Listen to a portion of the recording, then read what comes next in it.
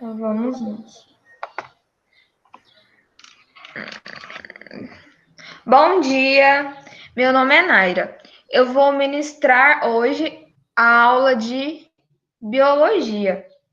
E na aula de hoje, o tema será microbiologia, vírus, bactérias, protozoários e fungos. Para a gente ter uma noção do que é microbiologia, a gente vai ter uma definição. Então, vamos aprender o que é a microbiologia. Então, microbiologia é o ramo e especialidade da biologia que estuda os micro-organismos, incluindo seres eucariontes e procariontes, como as bactérias, fungos e protozoários. Então, o que seria um ser eucarionte? Um ser eucarionte, ele é um ser que possui a presença de um núcleo definido. E o que seria um ser procarionte? Um ser procarionte, ele possui a ausência de um núcleo definido. Então, ele não vai ter um núcleo. Então, o ser procarionte não vai ter um núcleo. E o eucarionte, ele vai ter um núcleo. Para a gente ter, né, uma noção do que é microbiologia, para a gente ter uma definição exata, aonde micros significa pequeno, bios significa vida e logos significa ciência. Então, o significado de microbiologia é o estudo da vida dos seres micro e macroscópicos organismos, né? Então, são seres, é a ciência que estuda os seres micro e macroscópicos. Esses foram os pioneiros da microbiologia. Esse primeiro é Robert Koch. Ele faleceu em 1665. Ele foi um cientista e ele observou uma estrutura, e essa estrutura ele denominou célula. Então, ele descobriu a célula. O Anton, ele nasceu em 1632 e faleceu em 1723. Ele foi o primeiro a observar as bactérias e os protozoários. Louis de Pasteur é o mais conhecido. Ele nasceu em 1822 e faleceu em 1995. Ele descobriu como ocorre a fermentação e também ele organizou uns estudos e descobriu que nem todas as formas de vida precisam de oxigênio para sua sobrevivência. Robert Koch, ele nasceu em 1843 e faleceu em 1910. Ele descobriu que algumas doenças, elas são acometidas, são acontecidas, são ocasionadas através de bactérias. Então, ele descobriu a tuberculose e a cólera. E também ele desenvolveu métodos para cultivar bactérias no meio sólido. Então, a gente já falou, né, de microbiologia, que a microbiologia estuda os micro-organismos, que a gente já viu os pioneiros da microbiologia, que eles estudaram os protozoários, as bactérias, descobriram algumas doenças ocasionadas, né, por micro-organismos, e agora a gente vai ter a definição de micro-organismo. Então, o que seria um micro-organismo? O micro-organismo, ele é um organismo microscópico. O que seria um organismo microscópico? É um organismo muito pequeno que você não consegue ver ele a olho nu. Você precisa do auxílio de um microscópio para você visualizar aquele micro-organismo. Eles podem ser unicelulares, ou seja, um unicelular é de uma única célula, ou multicelular, que é várias células, mais de uma célula. Eles estão por todos os lados, então estão no ar, na água, no solo e até mesmo em nós, seres humanos. Eles vivem em praticamente todos os ambientes. Alguns micro-organismos vivem em temperaturas elevadas, outros em baixas temperaturas e nas variadas condições. Existem os tipos de micro-organismos. Os micro-organismos, eles têm uma grande diversidade, tanto em forma como em tamanho. Como você está vendo na imagem, cada organismo desse tem uma forma, então eles têm várias formas, e você pode ver também que eles também têm vários tamanhos, então eles podem ser de variados tamanhos. Então, eles podem ser classificados em 4 grupos: bactérias, fungos, protozoários e vírus. A gente vai ver cada um deles nos próximos slides. Então, começando, a gente vai falar dos fungos. O que seria um fungo? Um fungo é um ser pluricelular. Pluricelular possui várias células. Ele pertence ao reino fungi. São heterotróficos, ou seja, não produzem o seu próprio alimento. A sua reprodução é assexuada ou sexuada. Eles possuem material genético, o DNA e o RNA. Alguns exemplos de fungos são os cogumelos. Os cogumelos, alguns, eles são comestíveis e outros possuem toxinas que, se você comer, você pode morrer ou você pode ter uma infecção alimentar. O mofo, como vocês podem ver aí na imagem superior, e os bolores. Eles não produzem o seu próprio alimento, por isso são heterotróficos. Eles podem ser saprófitos, que são decompositores, que degradam a matéria orgânica, e isso resulta em uma matéria morta. Então, esse fungo saprófito é o que faz com que aconteça o apodrecimento das frutas e vegetais, ficando dessa forma da imagem superior. Os simbiontes são organismos que vivem associados a outros organismos, aonde eles têm uma relação harmônica. O que seria uma relação harmônica? É uma relação onde ambos se ajudam e garantem a sua sobrevivência, que é o exemplo dos líquens. Os líquens são fungos associados às algas. Então, o fungo ajuda a alga e a alga ajuda o fungo no que ele precisa. E a micorriza, que são fungos associados às raízes das plantas, aonde a planta necessita do nitrogênio, então o fungo vai, sugar, vai absorver o nitrogênio e vai direcionar o nitrogênio para a planta. E eles podem ser também parasitas, aonde eles vão só absorver os nutrientes do organismo sem beneficiar ele. Eles possuem, importância industrial na fermentação da cerveja, na fermentação do pão, na agricultura, como eu disse, a micorriza, que são fungos associados à raiz das plantas, aonde vai ter um benefício e assim vai auxiliar a planta no seu desenvolvimento, gerando alimentação para a população. Eles têm uma distribuição universal, você pode encontrar, em todos os locais. Uma doença patógena é a onicomicose. O que é onicomicose? É uma micose de unha, como você pode ver aqui na imagem. Você pode ver que na imagem a unha vai estar irregular, a unha vai estar amarelada, a unha vai estar frágil, e a unha vai estar espessa e quebradiça. Uma doença não patógena é a levedura da cerveja. É um fungo unicelular que possui somente uma célula. Ele vai auxiliar na fermentação da cerveja e do pão. Prosseguindo.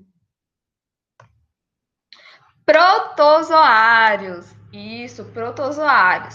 São seres vivos, unicelulares, ou seja, possuem somente uma célula.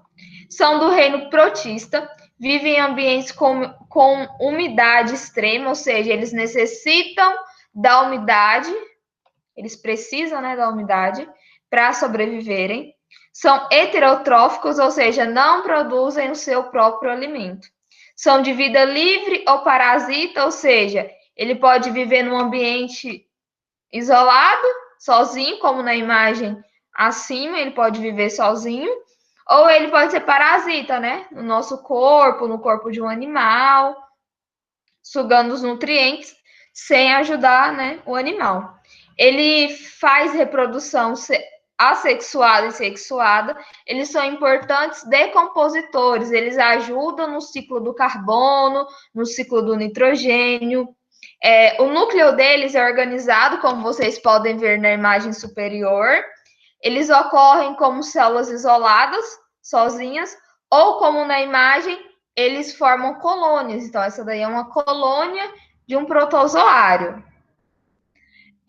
Uma doença patógena é a amebiase. O que é a amebiase? A amebiase, ela causa uma disenteria e a transmissão dela ocorre pela água, alimentos e objetos contaminados. Doente,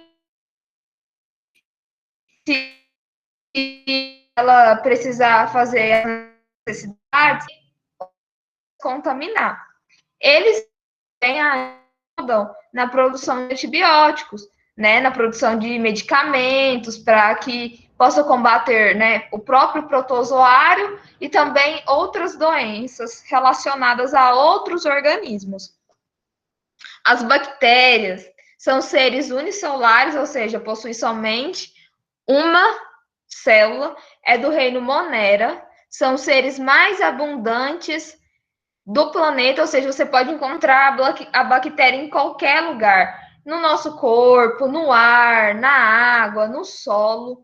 Vivem praticamente em todos os ambientes, ou seja, em ambientes elevados, em ambientes mais frios. Na maioria, a nutrição é heterotrofa, ou seja, elas não produzem o seu próprio alimento, vivendo de mutualismo, que seria uma relação harmônica de diferentes organismos, onde ambos se beneficiam. E de parasitismo, como eu disse, ela vai ser um parasita onde só um organismo vai, né, se beneficiar. Ela não possui um núcleo definido, né? Ela não possui um núcleo organizado e elas podem formar colônias, como no meio de cultura, elas formam colônias e ali vão se alimentando, se reproduzindo. Elas auxiliam na digestão de ruminantes, ou seja, ajudam na digestão da vaca, do boi, no tratamento de esgoto, onde um cientista, ou um biólogo, ou uma pessoa da área vai modificar a bactéria para que ela possa tirar, né, aquela poluição do rio, da água, na produção de antibiótico, como a amoxicilina, na fabricação de laticínios, como o leite. A reprodução dela é binária. Uma doença patógena é o tétano. O que seria o tétano? O tétano ocorre em decorrência de um corte ou um ferimento na pele. Quando o prego está enferrujado, ele vai liberar uma toxina. E essa toxina vai ser eliminada pela bactéria Clostridium tetani, que é essa aqui, né, da imagem inferior. Aonde ela vai causar uma infecção grave e faz com que o indivíduo desenvolva espasmos musculares, onde ele não vai conseguir se mexer, ele não vai conseguir se locomover, não vai conseguir se mover, e isso é muito grave, porque a pessoa fica dependente de outra pessoa, né, para fazer as suas coisas. Uma doença não patógena é o lactobacillus, são bactérias que vivem no intestino humano, que auxilia na digestão da lactose do leite. Então, ela auxilia no nosso corpo na lactose para que a gente possa absorver os nutrientes do leite. Agora vamos falar dos vírus. São seres acelulares, ou seja, eles não possuem células, não são formados de célula, são parasitas intercelular obrigatório, ou seja, eles precisam de um hospedeiro para fazer o seu ciclo replicativo, seu ciclo reprodutivo. Eles não têm metabolismo próprio, ou seja, eles precisam de outro organismo, né, para fazer o seu metabolismo funcionar. São agentes causadores de infecções no homem. Vamos tomar, por exemplo, o coronavírus, né? Que é uma pandemia agora, né? Tem a pandemia do coronavírus. Então, o vírus do coronavírus, ele infecta o ser humano, né? O homem, ele pode, né? Infectar outros animais, como cachorro, gato, vegetais, né, que são as plantas, e também as próprias bactérias. Eles não se desenvolvem no ambiente extracelular. O que é extracelular? Fora da célula. Eles não se desenvolvem fora da célula. Ele só se desenvolve no ambiente intracelular. Intracelular é dentro da célula. Então, ele só se desenvolve dentro da célula. Os tipos de material genético, DNA e RNA. Então, ele vai ter DNA ou ele vai ter RNA. A natureza do envoltório. Ele o envoltório pode ou não conter envelope. As doenças relacionadas com os vírus, primeiramente eu falei do coronavírus, né, porque estamos em uma pandemia, também possui a AIDS, a catapora, a cachumba, a gripe e a dengue. Então, vou falar da gripe. A gripe é uma doença do sistema respiratório, aonde a pessoa vai ficar com febre, com dor no corpo, vai ficar com dor de garganta, dor de cabeça, vai ter febre. Então, ela pode ficar acamada. E a duração da gripe é em torno de 7 a 15 dias. Então, a pessoa vai ter um mal-estar muito, muito grande. E a gripe, o vírus que ocasiona ela é o influenza. Então, para a gripe, possui vacina.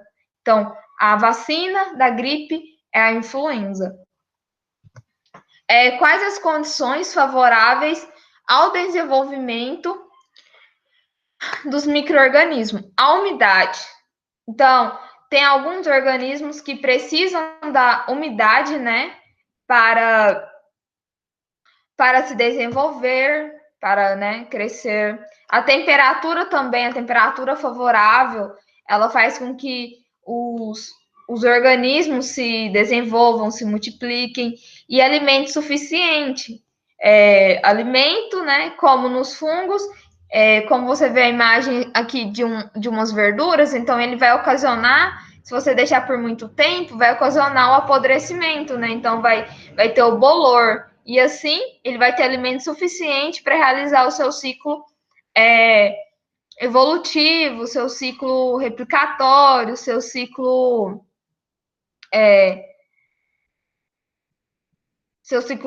reprodutivo. Então, desde já, eu quero agradecer a vocês por assistir a minha aula. Eu espero que vocês tenham aprendido muito. Essas são as minhas referências bibliográficas e espero vocês na próxima aula. Muito obrigada e até mais.